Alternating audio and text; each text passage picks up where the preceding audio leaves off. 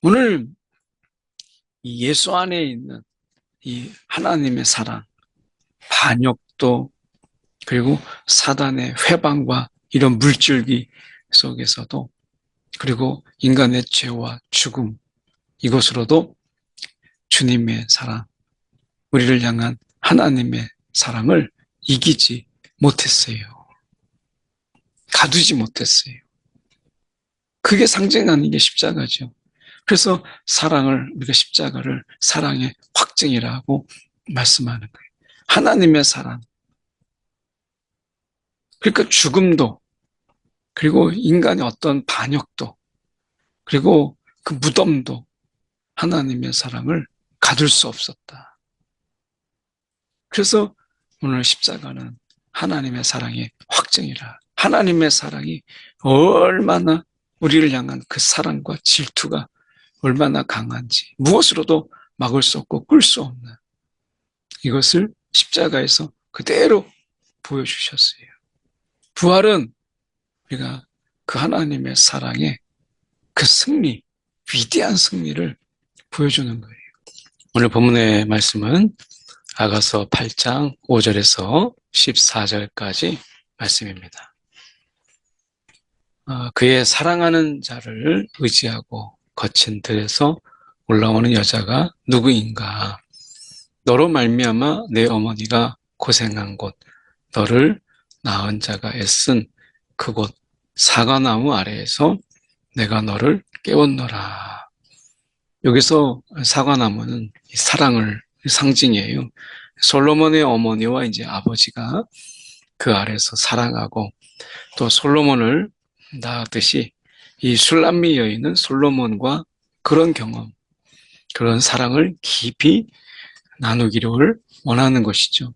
그래서 앞에서 얘기했던 그 어머니의 집과 같은 의미로 이 사과나무 아래 이렇게 이야기하고 있는 것이죠.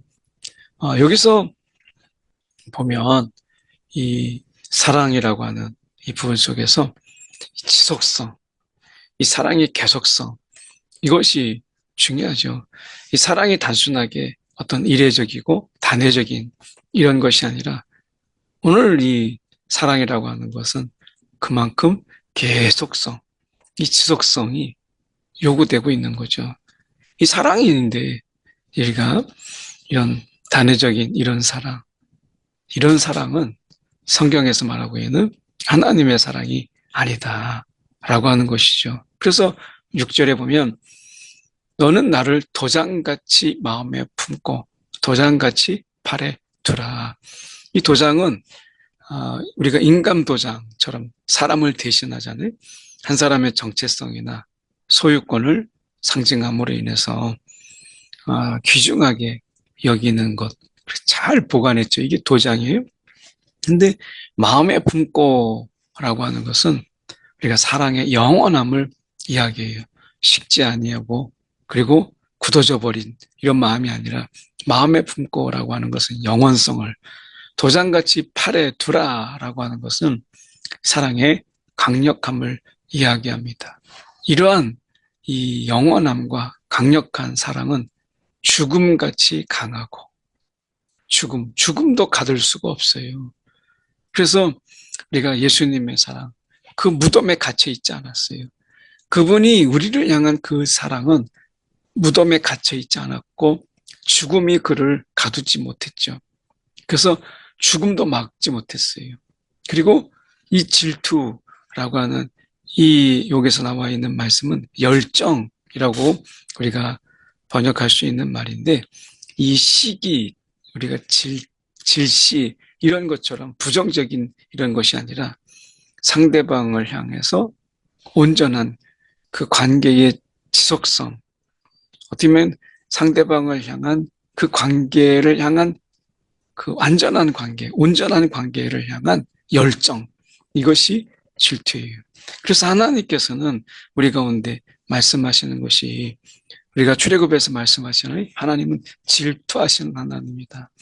우리와의 그 온전한 관계를 향한 열정이 있으시는 그런 열정의 사랑, 그 온전한 관계, 이것을 우리가 질투라고 해요. 그래서 그 온전한 관계를 회방하고 방해하는 모든 것들에 대해서 하나님께서 제거하시죠. 이것에 대해서 하나님은 분노하세요. 이게 질투예요. 쏠같이 잔인하며 불길같이 일어나니, 우리가 죽음이라고 하는 것, 이 무덤이라고 하는 것은 정말 잔인하죠. 이 무덤같이 가혹해요. 그것을 벗어날 수가 없잖아요. 그런데 이 사랑이라고 하는 것, 이것은 우리 가운데 그 죽음도 무덤도 깨고 일어나는 이런 그런 강력한 사랑이죠. 그래서 우리가 이 질투라고 하는 것은 소울같이 잔인하며 불길같이 일어나니 그 기세가 여호와의 불과 같으니라 라고 말씀해요. 그만큼 이 사랑, 질투라고 하는 것은 죽음도 그 무엇으로도 우리가 막을 수 없고 불로도 우리가 막을 수 없다라고 하는 것이 영원한 불길이에요. 그 무엇으로도 끌 수 없는 영원한 불길, 이것을 말씀하는 거예요. 그래서 보면 많은 물도 이 사랑을 끄지 못하겠고 홍수라도 삼키지 못하나니 사람이 그의 온 가산을 다 주고 사랑과 바꾸려 할지라도 오히려 멸시를 받으리라. 오늘 이 예수 안에 있는 이 하나님의 사랑, 반역도 그리고 사단의 회방과 이런 물줄기 속에서도 그리고 인간의 죄와 죽음, 이것으로도 주님의 사랑, 우리를 향한 하나님의 사랑을 이기지 못했어요. 가두지 못했어요. 그게 상징하는 게 십자가죠. 그래서 우리가 십자가를 사랑의 확증이라고 말씀하는 거예요. 하나님의 사랑. 그러니까 죽음도, 그리고 인간의 어떤 반역도, 그리고 그 무덤도 하나님의 사랑을 가둘 수 없었다. 그래서 오늘 십자가는 하나님의 사랑의 확증이라. 하나님의 사랑이 얼마나 우리를 향한 그 사랑과 질투가 얼마나 강한지, 무엇으로도 막을 수 없고 끌 수 없는 이것을 십자가에서 그대로 보여주셨어요. 부활은 우리가 그 하나님의 사랑의 그 승리, 위대한 승리를 보여주는 거예요. 우리에게 있는 작은 누이는 아직도 유방이 없구나. 그가 청혼을 받는 날에는 우리가 그를 위하여 무엇을 할까? 이 신부의 오빠들은 이 어린 누이가 이 정년기 이를 때까지 보호자 역할을 그가 스스로 자임하죠. 그래서 어떻게 보면 청혼을 받는 이 어린 누이, 난공불락의 성벽처럼 이 성벽을 우리가 성벽처럼 이 순결을 지켰다면, 성벽이라면 우리는 그 은망대를 그 위에 세울 것이요, 그가 문이라면 우리는 백향목 판자로 두르리라. 나는 성벽이요 내 유방은 망대 같으니 그러므로 나는 그가 보기에 화평을 얻은 자 같구나 라고 하는 이 부분 속에서 이 신부의 오빠들은 이제 이 누이를 볼 때, 어린 누이를 이렇게 볼 때 성벽은 순결을 지키는 거죠. 순결을 상징이에요. 그래서 우리가 순결을 그가 유지했다면, 지켰다면 온 은망대를 세워서 그것을 지지해주고 마치 성벽의 문처럼 수시로 우리가 드나드는 이런 행동을 했다면 그것을 내가 이 강력하게 백향목 판자로 두르는 것처럼 강력하게 내가 제지하겠다. 그래서 이 오빠들이 이야기하는 것이 순결을 너희가 지켜라. 너가 지켜라. 이 어린 누이에게 순결을 강조하는 거예요. 그리고 성숙함을 이야기하는 거죠. 그래서 순결과 유방은 성숙을 이야기해요. 그래서 순결과 성숙, 이것은 우리가 사랑하는 사람을 만나기 위한 준비죠. 오늘 우리가 신랑 대신 예수 그분께서 우리 가운데 오실 때 우리가 마라나타 아멘 주여 어서 오시옵소서 우리가 신랑 대신 예수를 기다리잖아요. 그런 가운데 우리가 준비해야 될 게 우리가 영적 순결이에요. 우리가 주님 앞에 이 순결, 우리 몸으로 죄를 짓지 아니하고 우리의 영적으로도 우리가 죄를 짓지 아니하는 이 순결함 그리고 성숙이죠. 이 성숙함, 이 두 가지가 주님을 맞이하는 것에 두 가지 준비가 필요한 거예요. 순결과 성숙 이것이죠. 그런데 10절에 나는 성벽이요 나는 순결한 자요 내 유방은 망대 같으니 나는 성숙한 자다. 그러므로 그가 보기에 화평을 얻은 자 같구나 라고 이야기하는 것입니다.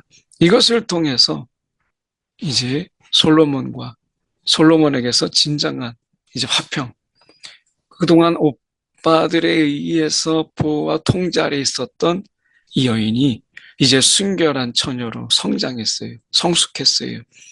이제 남편인 솔로몬에게서 진정한 샬롬을 찾아요. 그가 보기에 화평을 얻은 자 같구나. 11절에 솔로몬이 바알하몬에 포도원이 있어 지키는 자들에게 맡겨두고 그들로 각기 그 열매로 말미암아 은천을 바치게 하였구나 라고 얘기합니다. 솔로몬은 많은 포도원이 있었죠. 넓은 포도원이 있었는데 소장농에게 맡기고 그대로 은을 받아요. 그 대가로 은천을 바치게 하였구나. 솔로몬 너는 천을 얻겠고 열매를 지키는 자도 200을 얻으려니와 내게 속한 내 포도원은 내 앞에 있구나. 사랑이라고 하는 것은 누군가에게 위탁하고 맡기고 돈을 받고 이것은 진정한 사랑이 아니죠. 그리고 포도 대신에 은을 얻는다고 했을 때 그것은 사랑의 열매가 아니에요. 우리가 부부의 사랑, 이거 사랑은 친히 내 손으로 가꾸고 포도원을 가꾸고 그리고 그 열매를 따먹어요. 어떻게 보면 우리가 이런 것처럼 내가 포도원을 가꾸는 것처럼 위탁하는 게 아니라 이것은 내가 정성을 쏟고 그리고 우리가 주님이 허락하신 우리가 그 안에서 우리가 온전히 우리가 서로를 우리가 즐거워하는 것이죠. 이게 하나님의 관계 속에서도 우리가 인간의 존재 이유 하나님께 영광을 올려드리고 우리가 하나님을 마음껏 즐거워하는 것 하나님과 함께 즐거워하는 것 이게 또한 영광이고 이게 우리의 존재 이유이기도 해요. 하나님은 우리 가운데 사랑을 맺어준 그 사람 안에서 마음껏 즐거워하고 기뻐하기를 원하세요. 오늘 포도원 이것은 우리가 그 사랑하는 여인을 이야기하죠. 내 앞에 있구나. 내가 그것을 가꾸는 거예요. 돌보는 거예요. 그리고 열매를 거두는 거예요. 우리가 이런 의미에서 사랑은 사무적인 게 아닌가. 그래서 우리가 하나님께서 우리를 너무나 사랑하셔서 친히 돌보시고 가꾸시고 보호하시고 인도하시고 그리고 또한 우리와 함께 기뻐하기를 우리가 주님 안에서 즐거워하라 하지만 하나님도 우리 안에서 우리와 함께 기뻐하기를 너무나 좋아하시는 분이시다 라고 하는 것이죠. 그래서 우리가 신랑 대신 예수께서 우리 가운데 오셔서 함께 울고 함께 웃는 자가 되셨잖아요. 친히. 이게 사랑이거든요. 너 동산에 거주하는 자야 친구들이 내 소리에 귀를 기울이니 내가 듣게 하려무나. 내 사랑하는 자야 너는 빨리 달리라. 향기로운 산 위에 있는 노루와도 같고 어린 사슴과도 같아라 라고 말씀합니다. 이 마지막에 결말이 없어요. 그러니까 이 아가서는 열린 결말 형식으로 마무리돼요. 사랑의 결말이 없어요. 끝없이 서로 원하고 더 사모하는 것이다 라고 하는 것을 이 열린 마무리를 통해서 보여주는 거예요. 그래서 처음에 했던 이야기처럼 너는 빨리 달리라. 향기로운 산 위에 있는 노루와도 같고 어린 사슴과도 같아라. 라고 이렇게 노래하는 거예요. 그러면서 여기서 보면 우리가 만나기를 갈망하고 빨리 달리라. 이렇게 이야기하잖아요. 얼른 빨리 오라. 지촉하는 것입니다. 오늘 우리가 하나님 앞에서 부름받은 우리 정말 신랑 되신 예수께서 우리가 요한계시록 22장 27절처럼 주 예수여 오시옵소서. 그분을 향한 간절한 기다림이 우리 가운데 있잖아요. 이 사랑인 거죠. 오늘 우리 가운데 이 세상에 살아가지만 신랑 되신 예수를 바라보며 그분이 어서 오시기를 기다리는 우리의 이런 간절한 소망 그리고 열망이 있는 매일매일의 삶이 되기를 간절히 소망합니다. 기도하겠습니다.